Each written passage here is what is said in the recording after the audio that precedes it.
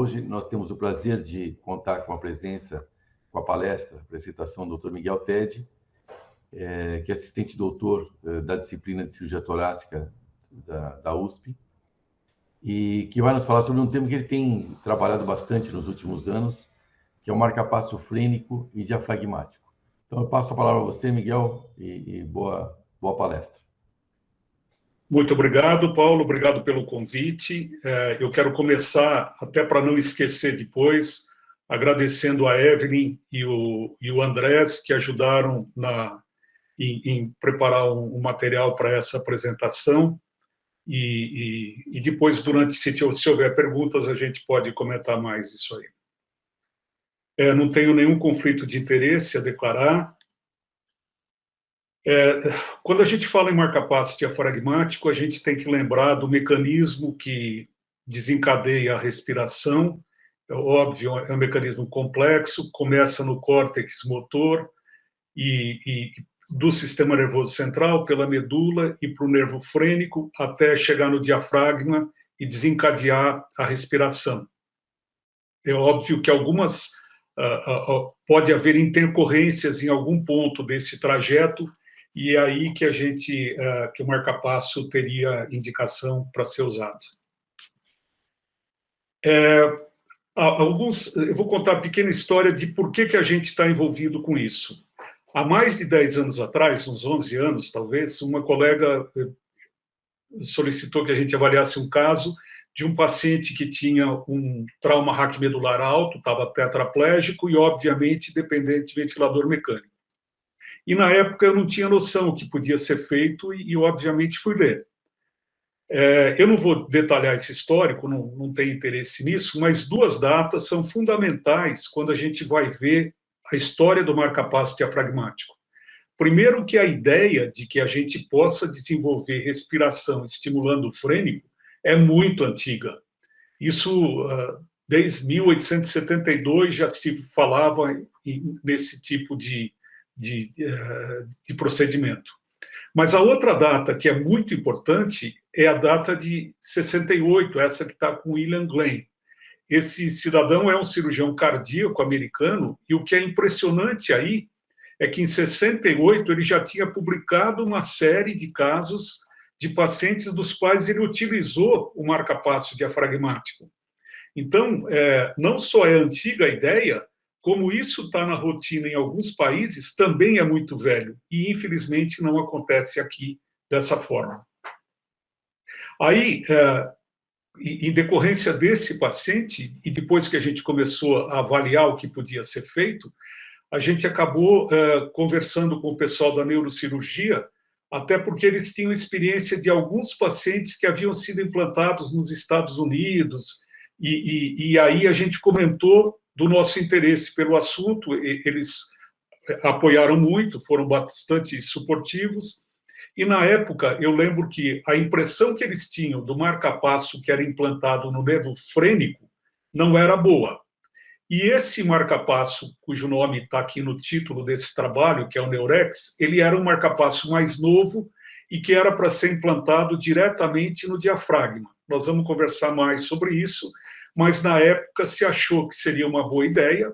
A gente acabou escrevendo o protocolo, esse protocolo teve uma verba FAPESP, e nós implantamos 5 pacientes com esse marcapasso diafragmático, e foi aí que a experiência do nosso serviço começou com esse tipo de dispositivo.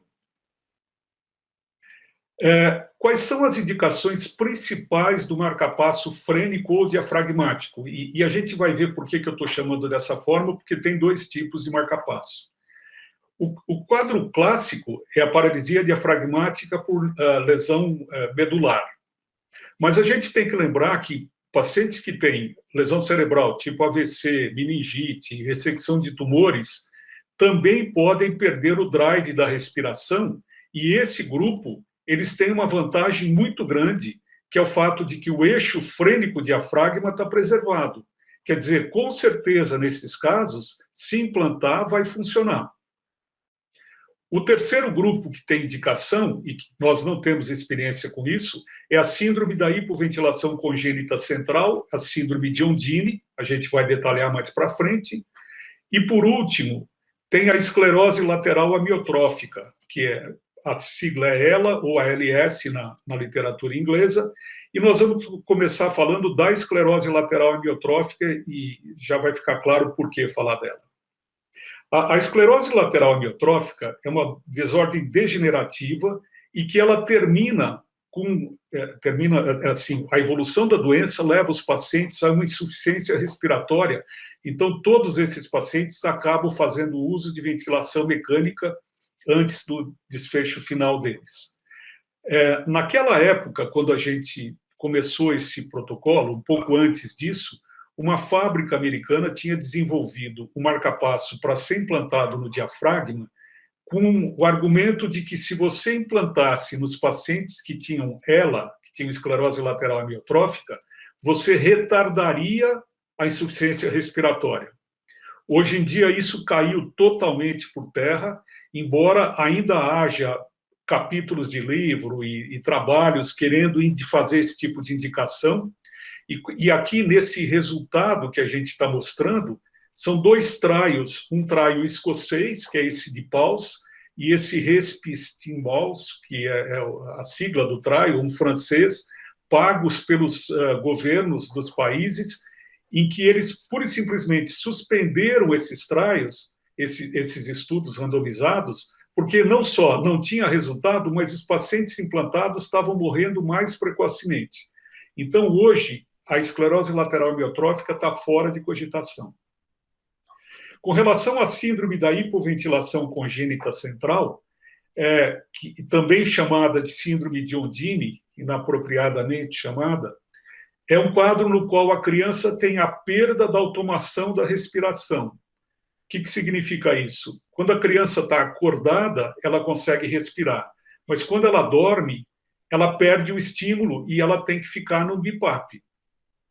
Essas crianças, em geral, não se indica, porque a opção costuma ser essa. Durante o dia, a criança acordada e à noite vai para um BiPAP.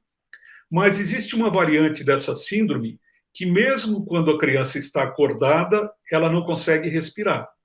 É nesses casos, quando a criança tem 3, 4 aninhos, que começa a ganhar mobilidade e que existe a indicação de implantar para tirar a criança da conexão com a ventilação mecânica, da traqueia do ventilador. Mas no nosso meio nós nunca tivemos casos desse para fazer implante. E o quadro clássico é o quadro da lesão medular alta, que é o paciente tetraplégico, quadriplégico, e que além de toda a perda motora, sensória, esse paciente acaba não sendo capaz de desencadear o estímulo respiratório. Então, esses pacientes vão ser dependentes totais da ventilação mecânica. O que a gente sabe da ventilação mecânica? Óbvio que nessa situação, a ventilação mecânica é a mantenedora de vida desses pacientes, mas, por outro lado, o uso da pressão positiva provoca uma atrofia no diafragma. Só para a gente ter uma ideia aqui, do lado esquerdo a gente vê o diafragma que está atrofiado e ele fica com um aspecto quase que parece transparente. Isso é uma visão laparoscópica do abdômen, a gente olhando a cavidade torácica. E do lado direito, um outro tipo de atrofia, que são casos de esclerose lateral, mas que demonstram bem, que a gente vê bandas de fibrose nesse diafragma, mostrando que a lesão do nervo fatalmente acaba levando a atrofia ou fibrose, e esses músculos não vão ter uma contração adequada. Eles vão precisar entrar num sistema de condicionamento muscular, mas mesmo assim o resultado de querer desencadear a contração efetiva nem sempre é muito bom. Fora isso, a gente sabe que a ventilação mecânica tem uma série de outras consequências, aumenta a pressão intratorácica, diminui a força do diafragma, mas uma coisa importante que a gente tem que lembrar é que os lobos inferiores, principalmente os segmentos posteriores dos lobos inferiores, não ventilam adequadamente. É por isso que esses doentes que estão em ventilação mecânica crônica acabam desenvolvendo infecções pulmonares, e a causa de óbito principal nesses doentes com trauma raquimedular são infecções respiratórias de repetição. Para a gente ter uma ideia disso, essa tabela mostra a expectativa de vida de pacientes com trauma raquimedular. Nós temos na tabela 3 faixas etárias: pacientes com 20 anos, 40 anos e 60 anos, e as colunas vão mostrando, se ele não tiver lesão medular, ele tem uma expectativa de vida de praticamente mais 60 anos, ou seja, vai para 80 anos.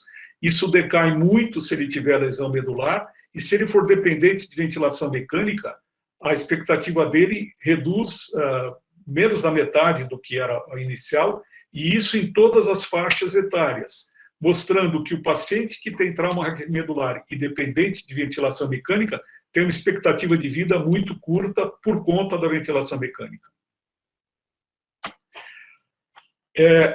Qual seria a condição fundamental, e eu vou explicar por que eu estou colocando isso no condicional, porque a gente mudou um pouquinho a abordagem que a gente tinha. Qual seria a condição principal para que o paciente fosse candidato a receber um implante de marca-passo? Que o nervo frênico, que o eixo frênico-diafragma tivesse íntegro. Mas a avaliação pré-operatória disso, ela é sujeita a índices altos de falsos negativos. E o padrão ouro nessa situação seria a avaliação cirúrgica, que a gente vai mostrar. O exame que a gente utiliza para ver se o frênico está íntegro, ele é muito confundido com eletromiografia do diafragma, e não é isso. Esse exame se chama estudo de condução do nervo frênico. É um exame muito simples de ser feito. Os eletrodos são fixados na altura da implantação do músculo diafragma, e é estimulado o frênico no pescoço. E, infelizmente, como ele é pouco pedido, muita gente faz confusão e acaba não se utilizando bem esse exame. O Andrés até tem um vídeo mostrando o exame. Eu achei que aqui ia ficar longo para mostrar o vídeo, talvez não tenha interesse, mas depois, se alguém quiser, a gente pode... Esse material em vídeo está disponível. Uma outra questão que surge é saber qual é o período ideal para realizar o implante pós-trauma. Por que esse questionamento? Porque se for muito precoce, suponha que o paciente tenha tido um trauma raquimedular e a medula possa estar edemaciada ou tenha um hematoma. Isso regredindo, o paciente poderia voltar a ter o estímulo pela medula. Por outro lado, se a gente demora muito tempo, o diafragma tende a atrofiar. Então, embora a gente encontre na literatura trabalhos mostrando diferentes timings para implantar, o que a gente adota no nosso meio é em torno de 3 a 6 meses. A gente dá tempo para que a medula, se ela tiver que recuperar, ela possa regredir a lesão temporária que ela tem, ou, senão, a gente não vai implantar com muito atraso para que não haja perda muscular. Existem, basicamente, 3 possibilidades para que a gente possa fazer o estímulo do frênico. Ou por via cervical, ou por via torácica, ou o estímulo diretamente no diafragma. A gente vai detalhar isso, e isso explica por que existe mais de um tipo de marca-passo hoje no mercado. Quando a gente vai ver especificamente os dispositivos, os marca-passos, existe na literatura, existem 3 marca-passos frênicos e um tipo de marca-passo diafragmático. Os marca-passos frênicos têm esse med-implant, que eu não entendo por que ele continua sendo citado em capítulos de livro e tal. Eu acabei de ver um capítulo super recente e o autor fala disso, mas, na prática, pelo que até onde a gente saiba, há mais de 20 anos que essa empresa não fornece mais e fechou. mas continua sendo citado e a gente não acha nem site da empresa para ver o que é e como que é. E existem esses outros dois, um marca-passo da Avery e um marca-passo da Atrotec, que a gente vai detalhar mais para frente. E o marca-passo diafragmático é esse Neurex, que foi o que a gente utilizou naquele estudo que a gente realizou há uns 10 anos atrás. Vamos começar falando do Neurex, porque foi a experiência inicial da gente e hoje a gente já não tem a mesma impressão desse dispositivo. Esse marca-passo ele é implantado por via laparoscópica. Você vai pegar os diafragmas por baixo e o primeiro passo nesse implante é a gente determinar em que ponto do diafragma que o frênico está entrando. Então, aqui a gente vê nessa foto um pedacinho do fígado, vê o diafragma aqui para cima, e essas pinças vão estimulando eletricamente o diafragma até ver onde a contração é maior. Nesse ponto, aqui do lado esquerdo, a gente vê um eletrodo que parece um pequeno anzol, e esse aqui é um instrumento dedicado para fazer o implante dos eletrodos. A gente vai implantar em cada M-diafragma 2 eletrodos desses. Esses eletrodos, eles vão ser, aqui do lado esquerdo, a gente está vendo os eletrodos, que são esses fiozinhos, são 4 fios.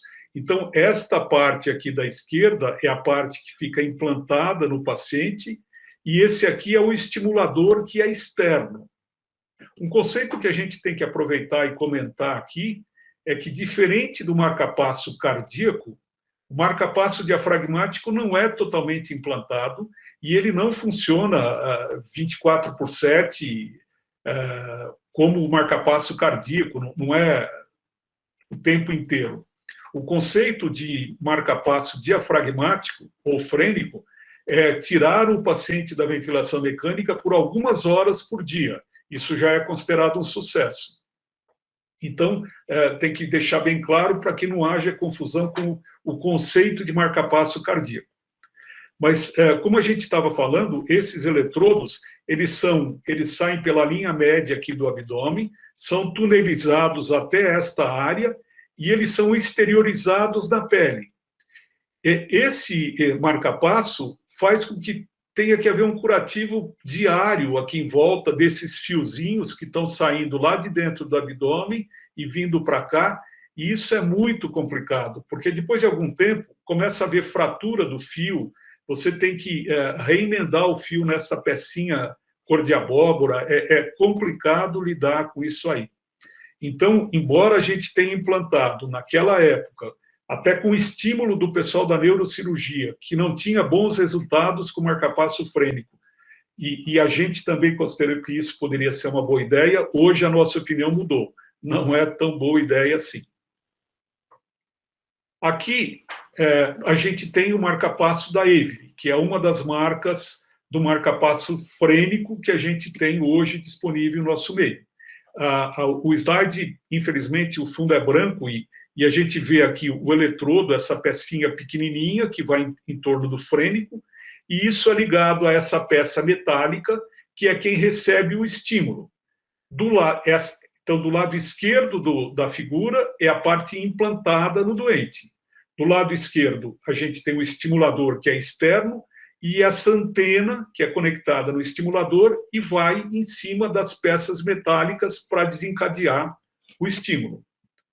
Outra vez aqui, do lado esquerdo, a gente tem os 2 eletrodos, isso aqui é implantado, um túnel subcutâneo, e na lateral do tórax ficam as 2 placas, e a parte externa, que é o estimulador, e as antenas plásticas.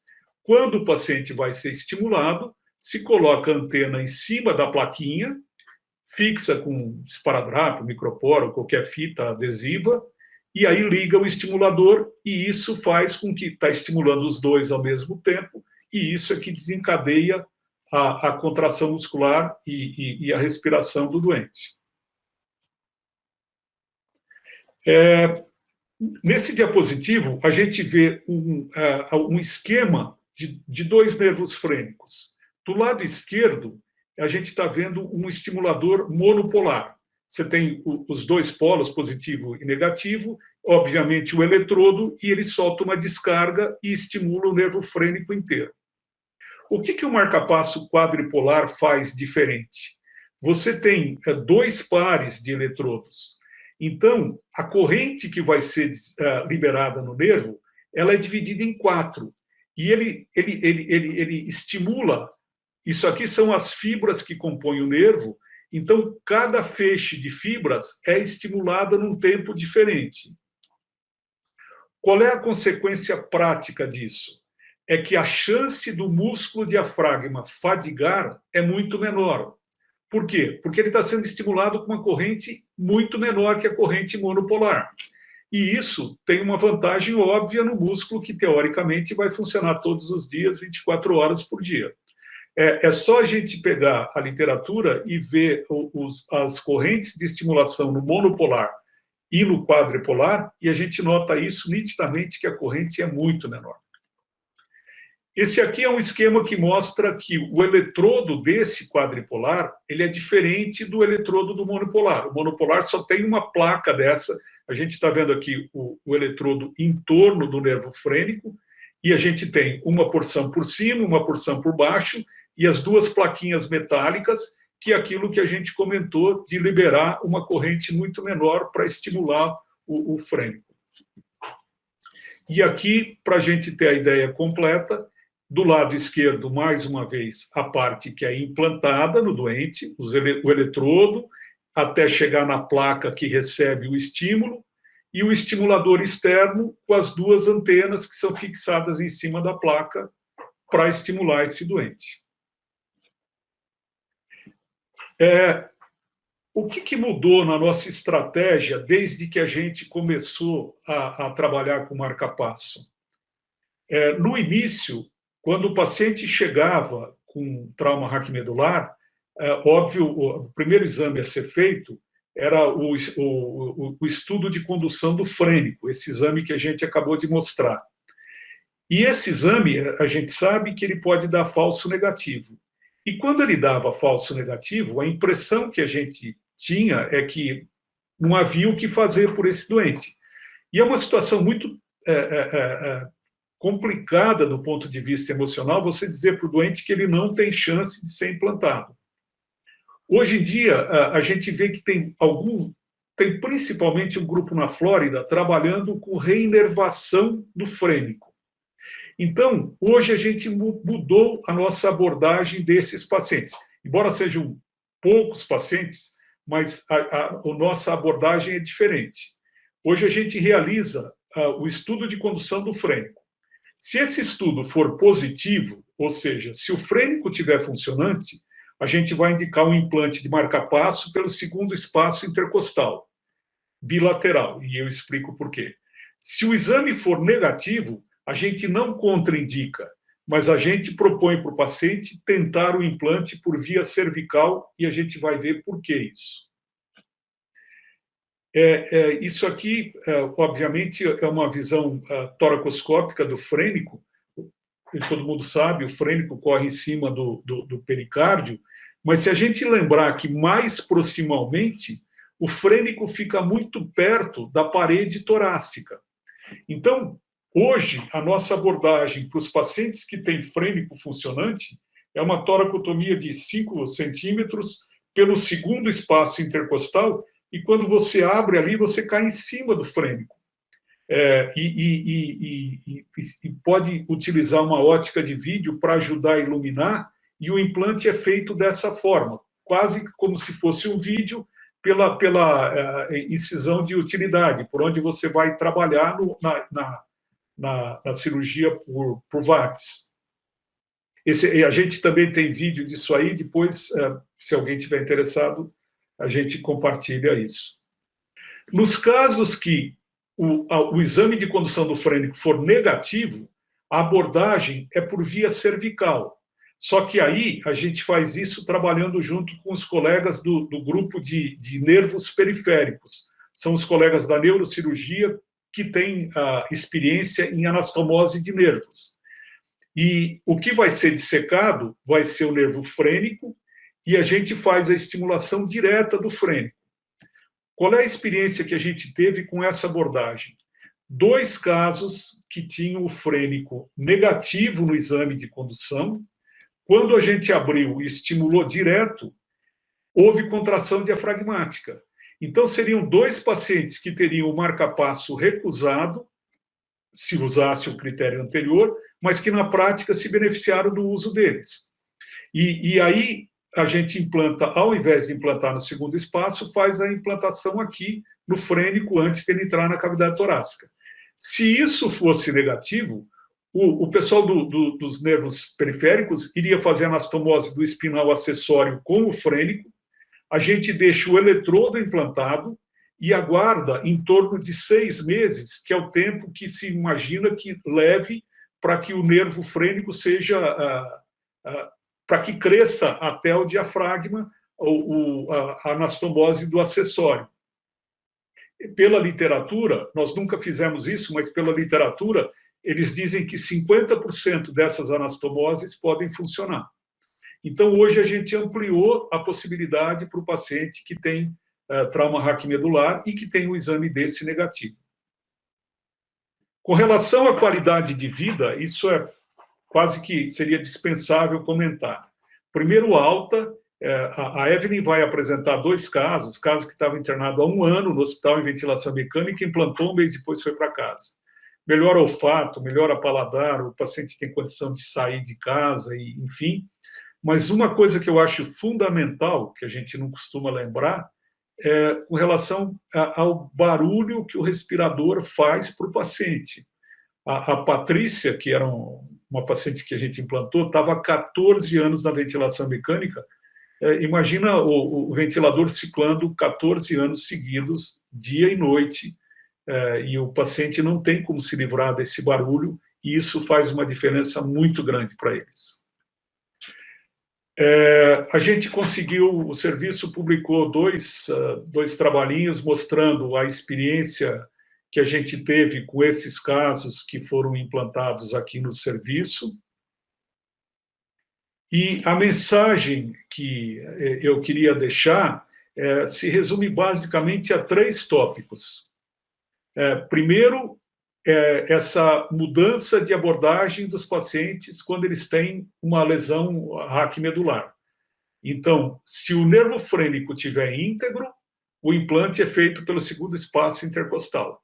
Na dúvida se o frênico está funcionante ou não, a gente hoje indica o implante cervical, trabalhando em conjunto com o grupo de nervos periféricos. Eu acho que esse tipo de mudança de abordagem faz toda a diferença para um paciente desse. A segunda coisa que é importante comentar é que quando a gente vai fazer esses implantes, o marca-passo, esse marca-passo quadripolar, ele não tem Anvisa no país. Aliás, eu acho que nem o Avery tem mais. E por um motivo simples, é comercial isso. Os distribuidores, pagar essas licenças é cara, o número de dispositivos que eles vendem por ano é muito baixo, então não existem empresas interessadas em representar e importar esses dispositivos. Aí, toda vez que aparece um casinho, o pessoal começa a imaginar que é uso experimental, porque não tem Anvisa, ou será que é uso compassivo e tal? Não é nada disso. É um problema comercial e que, se a gente for ver fora, é uma conduta absolutamente bem estabelecida. Tem grupos fora que implantam isso rotineiramente. Então, não há nada de experimental nem uso compassivo no marca-passo diafragmático. É um dispositivo que ajuda muito os pacientes.